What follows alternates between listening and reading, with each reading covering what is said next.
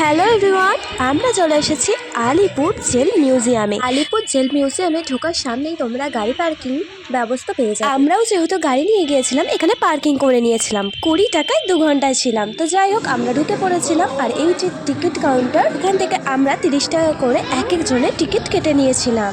আর হ্যাঁ, মিউজিয়ামে ঢোকার আগেই সবার ব্যাগ চেক করে নিচ্ছিল, কারণ মিউজিয়ামে বাইরের খাবার অ্যালাউ ছিল না। যাই হোক, আমরা মিউজিয়ামে ঢুকে পড়েছিলাম। ফার্স্টেই তোমরা গার্ডেন দেখতে পেয়ে যাবে, কত সুন্দর। আলিপুর জেলে ঢুকতে যতটাই মজা লেগেছিল, জেলটা ঘুরে এসে ততটাই মন খারাপ হয়ে গিয়েছিল। সামনেই তোমরা আলিপুর মিউজিয়ামের ম্যাপ দেখতে পেয়ে যাবে, কোন দিকে গেলে কার কক্ষ কি সবকিছুই পেয়ে যাবে। যাই হোক, তোমাদের এখানে মেন ইনফরমেশন, আলিপুর মিউজিয়াম বন্ধ থাকে সোমবার আর মঙ্গলবার থেকে রবিবার পর্যন্ত সকাল 9:30 থেকে বিকেল 5:30 অবধি খোলা থাকে। বিকেল 6টা থেকে বাংলা এবং হিন্দি ওদের লাইট অ্যান্ড সাউন্ড শোটা চলে। এখানে নাইট শোটা দেখতে গেলে 100 টাকা করে টিকিট কেটে দিতে হবে। যাই হোক, আমরা দেখতে দেখতে চলে এসেছিলাম ফাঁসির মঞ্চে।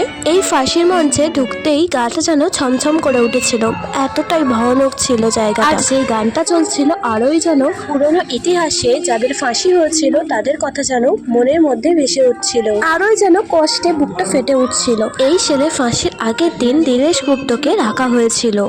এই আলিপুর জেলেই দীর্ঘ সময়ের কারাবাস ভোগ করেছিলেন নেতাজি সুভাষচন্দ্র বসু, দীনেশ গুপ্ত, দীনেশ চন্দ্র মজুমদার। ইংরেজদের অত্যাচারে যেসব অন্ধকারের দিনে সাক্ষী এই আলিপুর জেল। এই যে সেই ফাঁসির মঞ্চ, যেখানে তরতাজা যুবকরা প্রাণ দিয়েছে, সেখানের মধ্যে দীনেশ গুপ্ত এই মঞ্চে ফাঁসি হয়েছিলেন। পাশেই অটোপসি রুম ছিল, মানে শরদেহ পরীক্ষা করা হতো। ফাঁসি দেওয়ার পর মৃতদেহকে এইখানেই পরীক্ষা নিরীক্ষা করা হতো। এই যে পাশের গ্যালারি থেকে রাজনৈতিক বন্দীরা ফাঁসির প্রত্যক্ষণ প্রদান করতেন।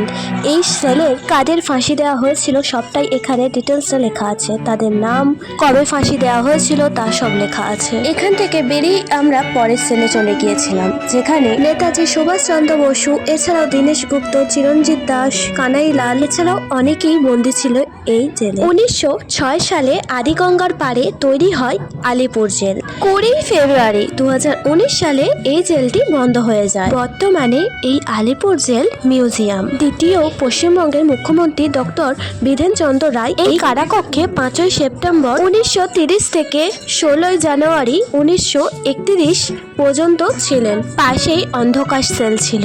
আর উপরে উঠতেই এই যে এখানে আমরা সিঁড়ি দিয়ে উপরে উঠে গিয়েছিলাম। উপরে উঠে এখানে নেতাজির সেল ছিল। 1930 সালে তাকে এখানে বন্দী করা হয় আইন অমান্য আন্দোলনে। প্রায় 8 মাস বন্দী ছিলেন।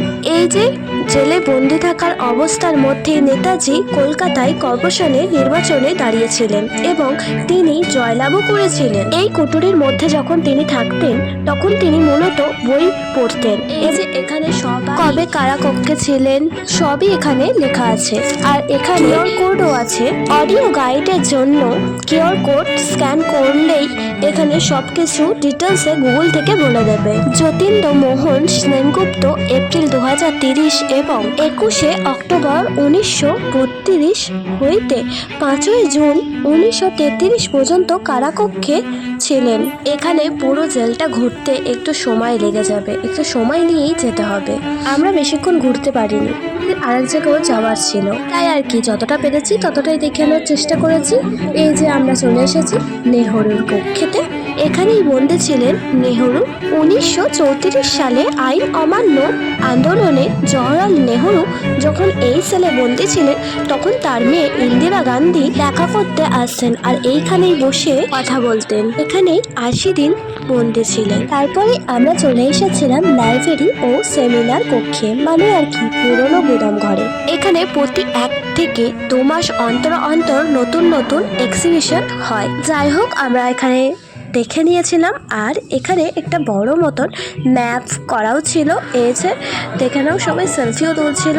আর এই যে এক্সিট গেট, এখান থেকে বার হওয়া যায়। তো যাই হোক, আমরা তারপরেই চলে গিয়েছিলাম সোজা যেতেই দীপন্তরের বন্দি জীবন, আর তার পাশেই ছিল উল্টো দিকে শৌচালয়। যাই হোক, আমরা এখানটায় চলে এসেছি দীপন্তরের বন্দি জীবন। এই যে সিঁড়িগুলো একটুখানি দেখেই যেতে হবে, নাহলে পা গলে যেতে পারে। যাই হোক, দীপন্তরের বন্দি জীবন জীবন। দ্বীপান্তরে যেমন বন্দি জীবন এনারা কাটিয়েছিলেন, সেই সব স্মৃতি হিসেবেই তৈরি করা হয়েছে এখানে। কি কি করা হতো, কি কি করানো হতো, সব কিছুই এখানে কষ্ট করে সব দেখিয়ে দিয়েছে। যাই হোক, এখানে দেখা কমপ্লিট হয়ে গিয়েছিল। আমি আর বাবু একটু দেখিয়ে দিলাম। আর এখানে মানিকতলার বোমা মামলা ব্যবহৃত বোমার অনুসরণে বিবিধ রূপ ফুটিয়ে তুলেছে। তারপরে এখানে দ্বীপান্তরের বন্দি জীবনের নিচে রয়েছে 1909 থেকে 1921 সালের মধ্যে সেলুলার জেলের বন্দি মুক্তিযোদ্ধাদের তালিকাও দেওয়া আছে। তারপরেই আমরা চলে এসেছিলাম তাঁতকলে। এখানে ব্রিটিশ আমলে কারাতন্ত্রাগারের কয়েদিদের কঠোর পরিশ্রম করতে হতো এবং তাদের উপর চলত অত্যাচার। এমনকি ব্রিটিশ আইন লঙ্ঘন করেও তাদের উপর চালানো হতো চিকিৎসা সংক্রান্ত নানা পরীক্ষা নিরীক্ষা। এখানে সব তথ্য হেডিংয়ে লেখা আছে, তোমরা দেখতেই পেয়ে যাবে। আলিপুর সেন্ট্রাল জেলে শ্রম কারাদণ্ডিত কয়েদিদের যে কাজ করানো হতো তারই একটি উদাহরণ সরকার এই কাঠামোটি। এখানে বসিয়েই তাঁত বুনতে হতো কয়েদিদের। কয়েদিরা যাতে কাজে ফাঁকি না দিতে পারে সেই জন্য পুলিশেরও কড়া নজরদারি ছিল। আলিপুর মিউজিয়ামে তোমরা একবার হলেও যারা এখনো পর্যন্ত যাওনি ঘুরে আসতে পারো।